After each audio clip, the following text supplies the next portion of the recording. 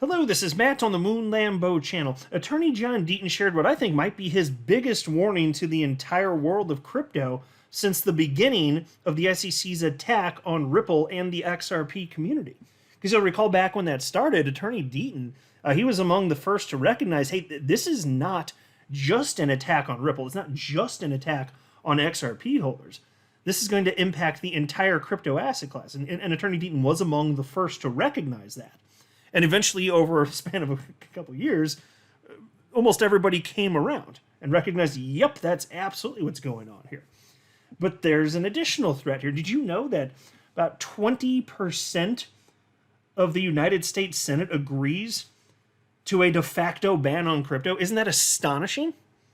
I'm going to share with you some of the specifics here from Attorney John Deaton.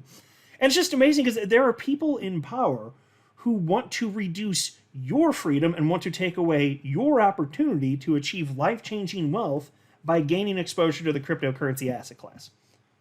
All of the possibility, all of the opportunity, which, and it's not that they want to get rid of all of it specifically for, the incumbents from legacy finance necessarily, but they're happy if they can just stamp out your participation or at least reduce it in the short term. Well, hey, super duper. Isn't it funny how that works, though? So there's that, and then there's also this headline from you today. Ripple's top lawyer names his 2024 predictions. And these are good, and he's probably just going to be spot on.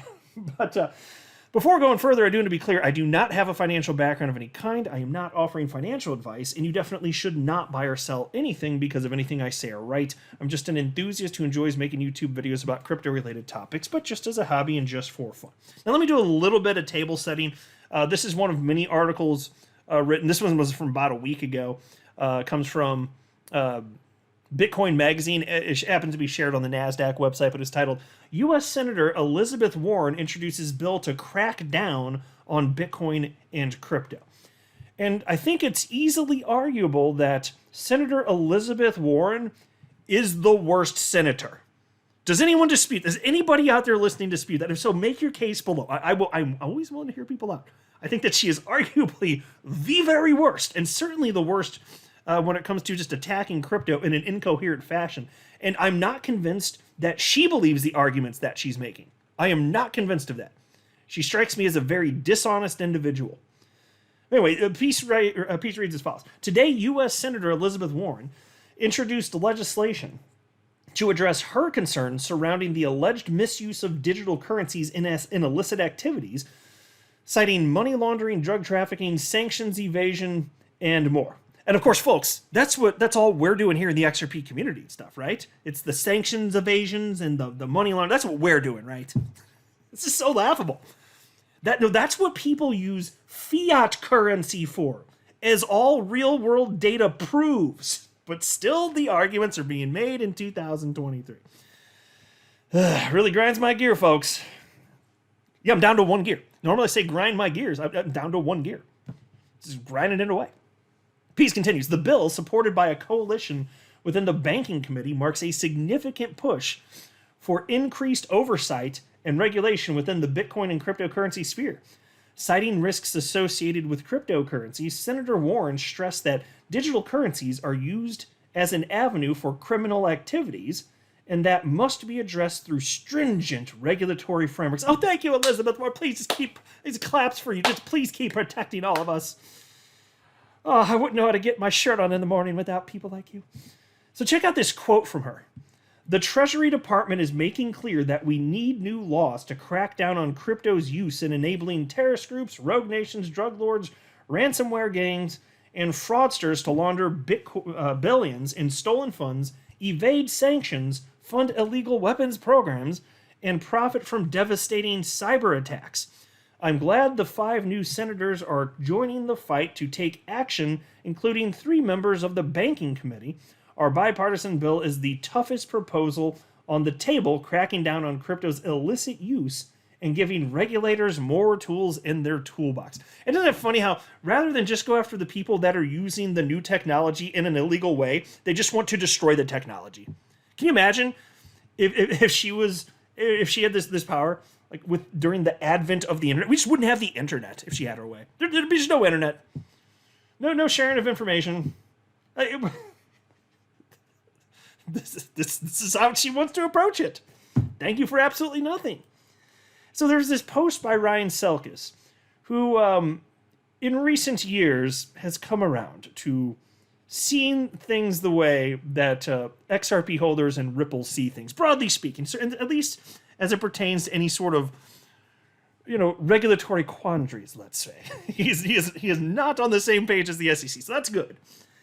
And so he shared this post earlier this morning, and he said, "Do not, under any circumstances, underestimate Senator Warren's potential to cripple crypto in the United States. We are in the fight of our careers, even if her name isn't on the final bill that has the greatest chance of passage." And so I think it's a good reminder to remain vigilant, because again, this is an attack on everybody. I understand why he worded it the way he does, because there are all sorts of people like him that have careers in the world of crypto. She wants the sector basically to not exist. So just eliminate all the jobs, all the people actually working in that. Buy Ripple, buy everybody else. And then there's obviously people like you listening to this, because the vast majority of us aren't actually working in the world of crypto. We're holders, We're speculating, which is a useful function in markets, kind of important. And historically, there's been no shortage of opportunity for life-changing wealth. It's still there, but it won't be if she gets her way. And so this is where attorney Deaton jumps in, and he reposted that, and he totally agrees. And he's warning of the same type of thing. Because whether or not you think it's probable she gets her way, the threat's real, and we need to pay attention to it, which is why I'm doing what I can to spread the message, just like so many others in the world of crypto, not just the XRP community, are doing here. So attorney Deaton wrote, 20% of the U.S. Senate has already agreed to support her de facto ban on crypto and Bitcoin in the U.S. I know for a fact she is using her re-election as an opportunity to create and control the crypto narrative. She is the single biggest threat to freedom in the United States. Yep, spot on. Could not possibly agree more, attorney Deaton. Spot on. And then there was this clip, and you guys might have seen this. So this was earlier in the month. It was a clip of Jamie Dimon, CEO of J.P. Morgan, and he said, quote, this was at I think it was a congressional hearing. But anyway, so this was shared on December 6th. But he said, the only true use case for it, referencing crypto, the only true use case for it is criminals, drug traffickers, money laundering, tax avoidance. Now, I just got to ask, do Ripple's customers know that? Does TapJets know? Remember TapJets? They wrote that amicus brief in the SEC v. Ripple case, solved the Friday night problem, moving money around for charter jets on the weekend when traditional banking systems closed. Do they know that actually what they're doing is not helping their customers, move value in a way that wasn't previously possible? What they're actually doing is helping criminals and drug traffickers and money laundering and tax avoidance, because those are the only use cases that exist for crypto, as Jamie Dimon says. Now, do you think he actually believes that, though? These people are such liars. And so today, it wasn't today, this was a couple days ago, attorney Deaton reposted that and said the following. Let's see. Jamie Dimon tells Elizabeth Warren everything she wants to hear regarding her war on Bitcoin and crypto, right at the same time she introduces her bill to effectively ban Bitcoin and crypto in the United States.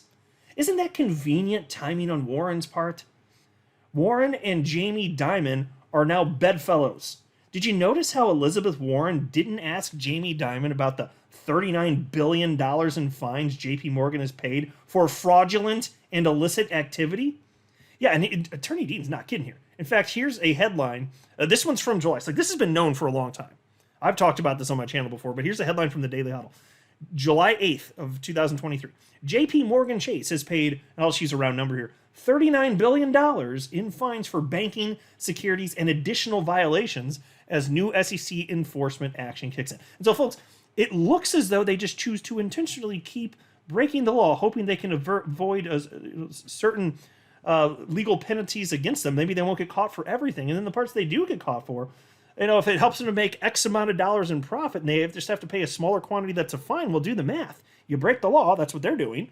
And then they have these tremendous profits. You pay a little penalty. It's a kickback to the government. There you go.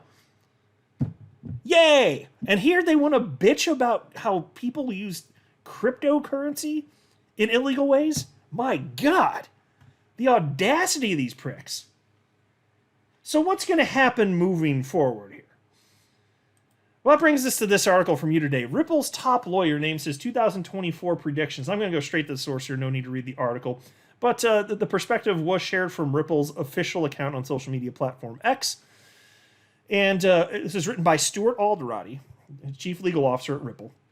He's got three points. Number one, in 2024, the last bit of the SEC's misguided lawsuit against Ripple will finally come to an end, but the SEC's campaign of regulation by enforcement will continue against other industry leaders. Number two, judges will continue to be the last line of defense against the SEC's overreach, and the SEC will continue to lose major issues in the courts, setting the table for a showdown in the Supreme Court. And so on this point, I will note here, and I was talking about this before we had the legal clarity for XRP in July, that it makes sense to be optimistic because the United States is not a banana republic. And I was making this argument. There's so many people like, there should have been a decision by now. That shady Judge Torres, she's gonna come up with a bad ruling. Otherwise, she would have ruled by now, which I thought was nonsense and didn't make sense. And we got the ruling we wanted, so that worked out. But I pointed out that normally what's done in the United States in the legal system is something approximating justice. Typically, justice is done. It's not perfect. There is no perfect system. Of course, injustice is done. Not denying that. But broadly speaking, cases come to the judges. There aren't a bunch of kickbacks. Typically speaking, the judges are just operating in good faith. And they smack this stuff down because the SEC is so egregiously overreaching. It couldn't be more obvious. So that's why I'm optimistic. So I understand going into 2023, the SEC was bragging about their track record. Oh, yeah, we haven't lost anything. Well, now this year, what's it been? Because they've gotten so cocky. They have such egos. It's just loss after loss, after defeat after defeat after defeat. The SEC is getting raked over the coals, as they should be, thanks to this legal system. And the judges watching. So, yes, the last line of defense, absolutely correct. Stuart Alderati is correct. But what I'm saying is it makes sense to have that level of confidence. And so I am still, broadly speaking, very optimistic for the longevity of this entire asset class. That's what makes the most sense. But, of course, like I said earlier, and I mean it, be vigilant, spread the message. Everybody in crypto needs to be aware of this. We can't keep letting them overstep like this. And then number three, he says, Congress will agree in principle on crypto regulation, but will disagree on the best course of action, leaving U.S. crypto firms stuck while the rest of the world makes significant positive strides. Yeah, so there you go. To me, that's just like, I think he's right. More of the status quo. And you've seen a flight away from the United States when it comes to crypto innovation, obviously. And it's really, and I'm just, as a proud United States citizen, I find it incredibly disappointing. And I know close to half of my audience is in the United States, so you might be like, And fair enough. I get that. But I live here, and I don't like seeing this. And it's just, when you're talking about an economic powerhouse like the United States, the adoption going here first, my God. I mean, the implications, some of those powerful people on the planet, and also from a business perspective, not just from some sort of political perspective, that too. I mean, there's obviously lots of power there. But, in terms of, if I have this thought that if, the technology that happens here first, I have a suspicion that in certain instances, it would get particularly notable backing. And it just makes me wonder, since there's unquestionably been slowdown, people delaying what they're doing because they have to figure out, okay, what region are we actually going to go to if we're leaving the United States? Because there's already been a flight. What happens? And then in terms of amplifying the technology that actually makes sense to amplify, what's that actually look like? And so basically what I'm getting at here, this is me just questioning out loud, to what degree has this asset class been devastated? And it's not like it's going to go away. It's not going to go to zero. It's going to exist. But to what degree has there been an incredible setback? So, look, thankfully, there today, at the end of 2023, there is still this opportunity.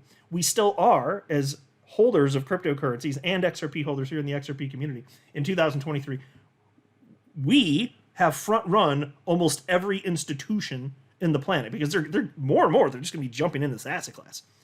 So, as much as I'm going to continue to call this stuff out, I have way more reason for optimism than pessimism. Like, I believe what needs to be done shall be done. And the opportunity is here for us, especially here in late 2023. We beat almost everyone. This is unprecedented. This doesn't happen. It's almost always the institutions that run first, and then the everyday person, after prices pop, and then there's IPOs for various companies, now you can jump in. Now that we've seen dramatic price increase. But here is an opportunity to front run the institutions. It's just incredible. So yes, I'm still way more positive than negative on all of this, but I want to be a realist and call it the bad parts too. And so that's why I said at the outset of the video, I think, just my humble opinion, this is perhaps Attorney Deaton's biggest warning since he brought up, at the very beginning of the SEC v. Ripple case, hey, this isn't bad just for XRP. Yes, it's obviously bad for XRP holders, but if the SEC actually gets their way, this could be devastating and crippling for the entire asset class. So that's what we're up against. I'm not a financial advisor. You should not buy or sell anything because of anything I say or write. That would be a very, very, very bad idea. Until next time, to the moon, Lambo.